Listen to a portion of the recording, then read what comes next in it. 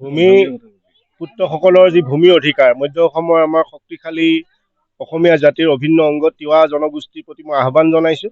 যদি অসমত মিয়াক প্ৰতিহত কৰিব লাগে তেতিয়াহ'লে তিৱাসকলেহে পাৰিব।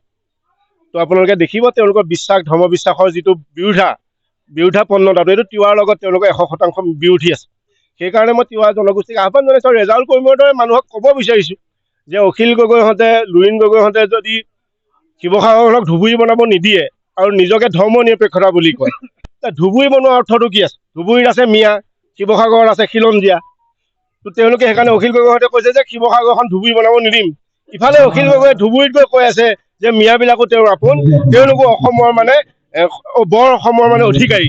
সেইকাৰণে এনেকুৱা দ্বিমতযুক্ত বিপদ ধৰণৰ বিৰুদ্ধাচৰণ কৰা মানুহবিলাকক আমি ক'ব বিচাৰিছোঁ যে ভাৰতীয় জনতা পাৰ্টীয়ে স্পষ্টভাৱে কৈছে যে আমি হিন্দুত্বত বিশ্বাসী আৰু হিন্দুত্বই আমাক যিটো সৰ্বধৰ্ম সমভাৱ শিকাইছে যে সকলোৰ প্ৰতি আমাৰ থাকিব লাগিব, কিন্তু গৃহস্থ অসমীয়াৰ ইয়াত অধিকাৰ সদায় থাকিব লাগিব। এইটো ভাৰতীয় জনতা পাৰ্টীৰ আহ্বান।